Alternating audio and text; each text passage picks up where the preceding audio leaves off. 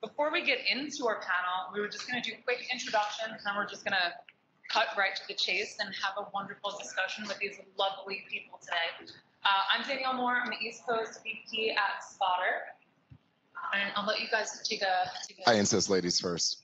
Oh my gosh. All right. I'm Shanna Yehlen. I'm the Senior Director of Creative Marketing at HBO and Max Originals, but we'll just say HBO today. Hi, I'm Nobles Crawford. I'm the Assistant Vice President of Consumer Activation, for all intents and purposes, the head of media for Couture, L'Oreal, Prada, Valentino, Victor and Rolf, and Mugler. Mark Proulx. I'm the Director of Media Responsibility and Quality at Kenvue, which was formerly Johnson & Johnson Consumer, fully independent company now in our first year, which is very exciting. Media responsibility encompasses brand safety, sustainability in media, DEI media best practices, and data ethics. So I'm so excited. Can you guys hear me? I don't think it's on. Hello, there we are. So I'm so excited about this panel today because all of your backgrounds are so unique and your perspectives are so unique. So we're going to dive in. All right, so to kick off our conversation, I'm curious to hear how important you think storytelling is in establishing emotional connections with your consumers digitally. Nobles, I'll kick it up to you. Because I mean, yep, HBO this is your punishment. Quite the brand, though. I mean, yeah. But yeah, so Prada, like I worked with a lot of story brands. They obviously Prada's the #1 brand in the world right now against against a bunch of health trackers. But Prada, Valentino, but Mugler and Victor and Rolf. You might not know them as their brands, but Mugler Angel, Victor and Rolf Flower Bomb, Spice Bomb. You might know those things. But the amazing thing about what I do is I'm able to take these beautiful brands who have amazing stories behind them, stories of empowerment, stories of civil rights, a whole bunch of things, and work with those stories to bring the consumer to us instead of like pushing them down a funnel. I like to attract our consumers through experiences, and I use the stories of my brands to create those experiences. Powerful.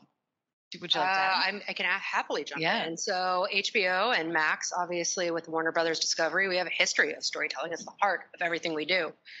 Everything I market is a story. And we like to take our stories and expand stories within stories in marketing. And so we're able to do that and take liberties through our partnerships with executive producers. And I'm excited because I think, it's sad. I'm a reader.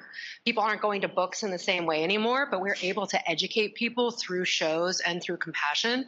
And then we can do that in the marketing. So it's a nice little circular motion. Yeah. Beautiful. All right. So what role do you find social media platforms playing for you as you're building and maintaining your consumer relationships?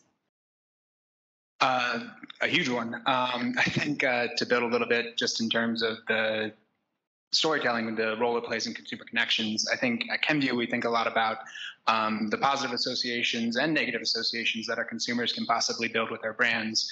And that can be driven by a lot of factors, and especially where I sit, I think a big one is the channels, the content that you as a brand support and what you associate with.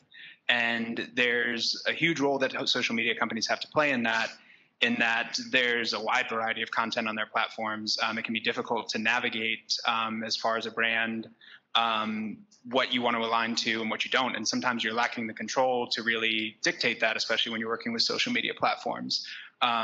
Putting yourself adjacent to content that doesn't necessarily align with your brand can risk that negative association. Going a step beyond just advertising, something that I'm really passionate about in terms of the role that social media platforms have to play, is I think there's really interesting might not be the right word, scary sometimes, where consumers are misusing the advertiser brands on their platforms. That's not limited. Well, we've certainly seen it with our brands, but we know it's not limited to ours. And you think about brand safety, we talk about advertising a lot. I mean, brand safety in this sense might be a truer definition where your brands are literally being misused, and it's most concerning in instances where users, especially young users, are trying to harm themselves intentionally or unintentionally, whether that's participating in a challenge or it's really a cry for help. And I think social media platforms have a responsibility to really work with us to identify and remove that kind of content, to create those safe spaces, because on a human level, we care about this. We don't want anyone to be harmed using our brands. And then at the advertiser level, we don't want to have those negative associations associated with our brands. Yeah, amen. And it's something we don't really think about, right? Or like that the dangers or the flip side of it. Noble, Shanna, anything? Want me to go first? Yeah. Okay. We obviously, social media for us is how we communicate with our fans. Like the old days of marketing where we would just put out a trailer and not have any conversation, that's dead. And that's actually, I feel very lucky as a marketer, is that I'm getting immediate feedback on how they see a show. And then I have maybe not the reverse problem. I love when they take our content, and I think we do as a brand, and they're able to play with it and play with the story and make it, because we have a campaign right now. My colleague Dana's in the audience taking pictures of me, which is embarrassing, but they're working on House of the Dragon, and they're aligning themselves with the blacks and the greens. And I think there's such a wonderful way of having fans take a stand and being able to do that with our marketing, because at the end of the day, it's TV for us. Well, it's not TV, it's HBO, but it's nice plug. But it's TV, right? And we're supposed to have fun with this. This is a place for escape. This is a place that we don't have to worry so much about like our day-to-day problems that we all have, every human has. And it's so nice to be part of that experience with consumers, and in social media, being able to hear what they like. I worked on White Lotus seasons 1 and 2, and that was a show that during the pandemic was not, I would say, like, there was not a lot of traffic in terms of social in season 1, right? Because it was just a different story. And then season 2, we saw people taking the theme song and creating their own memes and jokes with it. And like, to us, that is such a powerful tool to see how fans see our shows, so that we can better reach them and create stronger connections and feel, I don't know, I love it. I love being able to see our fans do things with our content. But I have less of a danger in that the show speaks for itself ultimately. And so it's nice where there's interpretations, because like then they're marketing the show for us, and ultimately that word of mouth is going to be stronger than any ad we put out. So I can't add anything to what these two guys said for this. I'll find some other way to contribute. You guys knocked it all out. Well, I was going to say, I mean, fandom is inspirational, right? And like fandom is so unique to each person's, being and what they love. And so that is so special that you get to tap into that. How can companies effectively utilize data and analytics to understand and engage with their target audience? Nobles, I feel like this one's... Yeah, sure. In beauty, like we are the quintessential marketing industry. Like I'm in fragrance and in makeup. And when it comes to fragrances, for instance, you don't know what a fragrance smells like or how it's going to make you feel by any other medium, basically except for print with scent strips. And so when it comes to like the digital medium and the way that we like want to tell our story, you're going to hear me talk a lot about pushing and pulling, because I honestly think that in like the modern marketing that we live in right now, there's really not much room for pushing. That's not like a standard way to go to market. The way that we think about things, like on my team, is, we want to create the conditions of effectiveness. And in order to do that, I'm not trying to push down, I'm trying to go around. And when you think about your demographic, like, Gen Z, like who the hell knows what's going on with Gen Z? They don't even know what's going on with themselves. I'll be quite freaking honest, right? We were talking about this. And when we look at the data, you can really see this. Like they're really still trying to figure themselves out. And I was trying to think about myself when I was 18. I'm a young 23 now, whatever. But really, like you're still trying to figure out, you don't have your own money yet. You're still trying to probably live with your parents, because most Gen Z live with their parents. So like what kind of a consumer does that make them? And when we look at the data and we try to anticipate where they are, but you can't anticipate it. Technology has advanced, our consumer behavior, especially since COVID, beyond what we know. The human brain is the fastest computer on this planet. There is no data tool that can give me really good predictive technology of where my Gen Z human brain will be in 3 to 6 months from now. So I don't even try. What I try to do is create experiences for them that they're going to want to opt in, the attentive engagement, opt into what I provide, and I use social media as the glue that's going to amplify that from local to national. So if I throw like some type of an event, because I know that, for some reason, the Gen Z folks in Sacramento, they are going nuts for like blue lip balms. I will throw a blue lip balm experience out in Sacramento, get the fanatics to amplify it, and then like for free. And then therefore I've made my, let's call it like, I gone from like a planned CPM from basically like $24 to an effective CPM of like 12 when you do things right. And you don't do that from pushing. You do that from pulling and providing the honey for the bees. Love it. Mark, I'm gonna spin this one over to you. You have such a unique perspective with your role at Kenvue. So, in your experience, how can companies navigate the challenges of maintaining authenticity and trust in their digital interactions with consumers? Yeah, this has actually been a pretty, I think, unique experience just being at a company that was formerly part of a larger organization, and now we are truly on our own.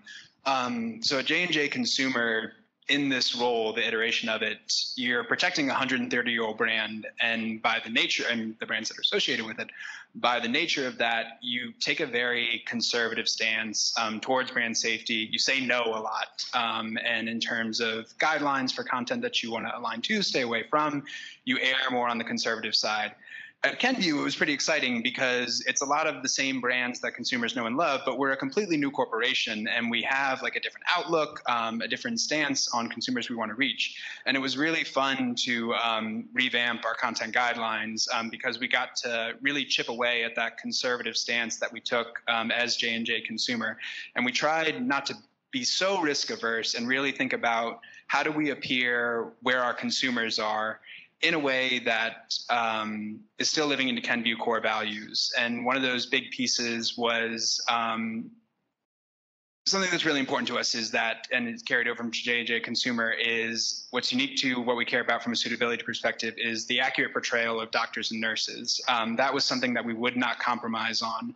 So in terms of, I guess, to try to bring this home, of how advertisers can show up in a way that's authentic and show up in a way that builds consumer trust, is really think about those core values and what is important to you as a brand from a content perspective, and what are you willing to not compromise on, but then not to be so afraid of consumers just making a bad association with you because you're appearing next to a negative news article. I think today with brand safety, you need to think a lot more about the quality of the partner that you're working with rather than just a potentially somewhat negative news story. I don't think consumers are going to hold that against you if you're working with a quality partner. So that's what I would encourage from a trust and authenticity perspective. Do you guys have anything that you'd like to add? No, we're going to put a period on it. No, like brand safety for us, like we have it, but not as stringent. Right. Mark's the expert. Well said. All right. So what ethical considerations should brands keep in mind when employing digital marketing tactics to connect with consumers? Mark, I think you should. I'm going to go first again. Sorry, could you say the question one more time?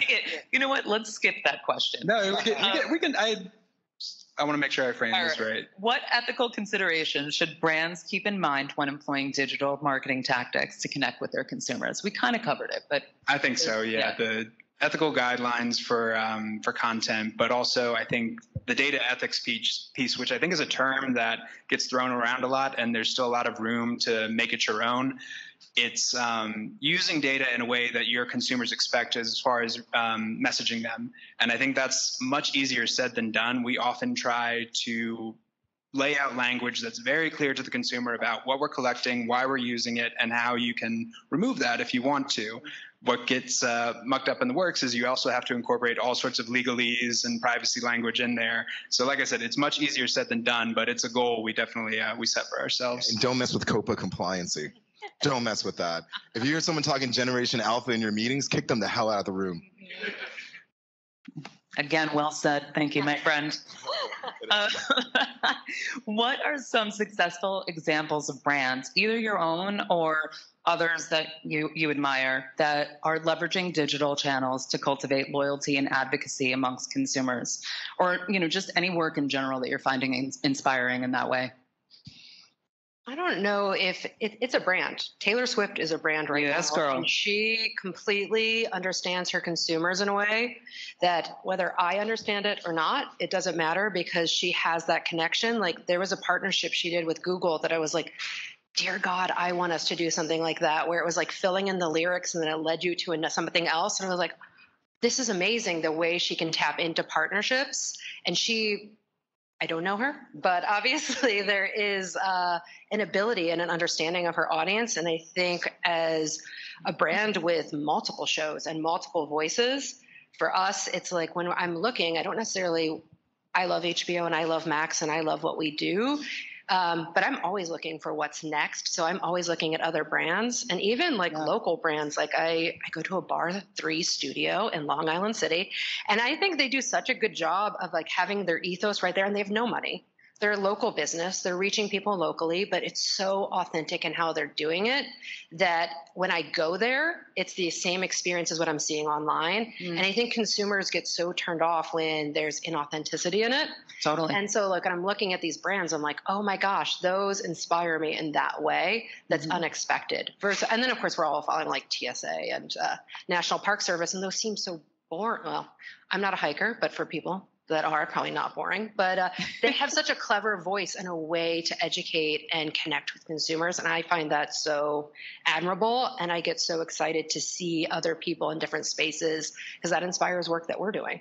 Can I just build on that a little bit? Because I think the T Swift example was like dead on, because you can like see this, like, and the thing for me when it comes to like the best like digital ideas I see or go to market ideas, it comes down to, is the brand that they're going to market with flexible enough, like from a self-awareness of the brand, to ride that culture? And this changes constantly. So like your yesterday's idea, like that was so great, like might just be forgotten because culture's moved you by in like 2 months from now.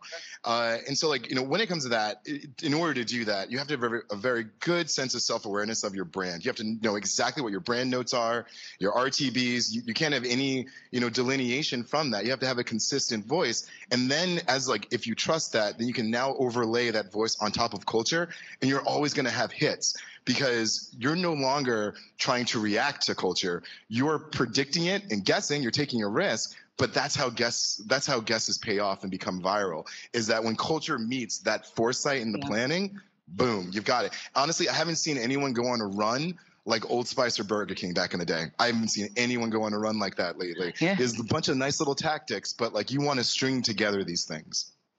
Agreed. Mark, do you have anything to add, or are you good? I'll third the Taylor Swift brand. Big fan.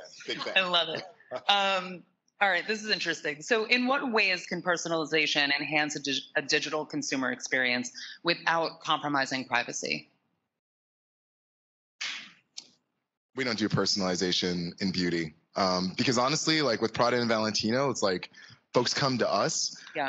But when I worked at Reckitt for 4 years on hygiene as head of their content and media, like Lysol, Airwick, Finish, Resolve, like for those, we absolutely had to worry about personalization because, you know, FMCG's fast consumer moving products, basically CPG, but even beauty CPG.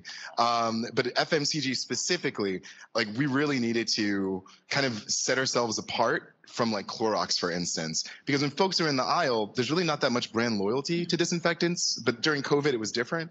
But personalization, hey, we know you're a new mom and you're probably up late, but it's not necessarily about the creative. It's when you show up. Like, I'll give you an example. I did an awesome new moms campaign where my ads only turned on after 11 p.m. I do love that. Because new moms are up late because it's their only time. Throw it in a casual game. Boom, you got their attentive engagement. So it's not just about the creative, it's about the time too. Great point. Shanna? I declined the conversation around personalization. Fair enough. Well, then let's look ahead, my friends. What emerging technologies or trends do you foresee shaping the future of consumer connections in the digital realm? Out of home. Yo, we were just talking about that. Yes. Sorry, I cut you off. I may go for it, Mark. No, you go. I want to hear. Yo, definitely out of home. Dude, I tell everyone, invest in out of home companies that are public right now. Real estate, IRL experiences, they're only going up. And like, look, we try to fake it with CGI right now. We make a hot CGI, we put it up on YouTube like you're in person there. Mm-hmm. But you can be in person for some of these things. So I think like the singularity between digital and out of home, and I'm not talking QR codes here, like there's going to be other things in technology that are going to progress. But like, honestly, like impacting people in their real life is the only way I think that we can make a true digital connection. And I'm not saying like on the phone, I'm saying like in the streets. Right. And that's not scalable, I get that. But you can also make it scalable if you amplify it through making content from that experience. Yeah, and technology is changing so rapidly these days. Who knows, in 5 years, we could be walking next to holograms. Yep. Powered by out of home. I actually want to double down on that. We just had it's not my campaign, but we just did True Detective, and they put the billboard in ice, and then it, They put the billboard in ice. Isn't it great? Guys, the brand is frozen. It's what's it called? Yeah. True Detective. Night Country. Night Country. It's in Alaska or something. Well, they filmed it in Iceland. My bad. It's in Alaska. Good job. So they took a billboard and then they melted the ice, and so they had the cracks in the ice to reveal the billboard. And I think you're right. That was one of the top conversations that we had around that show, was seeing that happen. And I was like, there is something to old school tactics and shock and awe in those spaces. Did you get a stop motion video for that? Of course we did. Did you put it online? You know what? I don't know if they did. We saw it internally, but I'll double check. Sorry, not my campaign, but I loved the tactics. It was really inspiring. Yeah. And we're always competitive with each other. So seeing that in that space, yeah. Yeah, and that's interesting, right? Like the fuel within the machine of seeing what your friends are doing or your colleagues. I love that. So that's it for all of our questions. So I'd love. Wait, Mark. Oh wait, Mark. Mark, I forgot. Already, I was going to really shift gears here. I can't build on out of home, although that would be a pretty brand safe environment. Nobles, I guess to tie it back to something that you said earlier, just in terms of emerging trends, is you said, L'Oreal doesn't take brand safety as seriously as we do as Kenvue. I think roles like mine are uncommon. And I think a big reason for that is brand safety is often viewed as a blocker. And I'm really trying to, at least at Kenvue, change the conversation that brand safety measurement, and especially under this larger umbrella of media responsibility, can be an enabler. And I would like to see more brands really lean into the space as far as approaching brand safety, but also sustainability measurement. And there's tie-ins back to that. It's not a coincidence that some of the publishers where we see the highest amount of emissions also have the highest amount of fraud. So if we can combat fraud and make the planet a better place, that's pretty great. Also, I think when you're talking to folks who really have this passion for media responsibility, it requires you to collaborate across brands. And that's really one of the parts that I love most about my job, is that you have to work with other brands, because platforms will not change for a single brand. They need to change for a coalition. So I don't know if it's going to happen, but I certainly would like to see it where more brands really lean into this space and look at it as an enabler for their media rather than just sort of a eat your vegetables kind of approach. Amen, Mark. I love that. I guess at this point in time, we'll open it up for questions. Tim, do we have time? We do. Yeah. Let's take a question or two. While the hand's raised, let me ask something on the brand safety piece.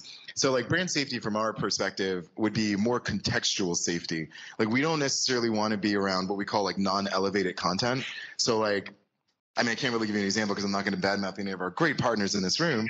But, when you think about Prada and Valentino, you're probably not going to find that next to like how to feed your baby, right?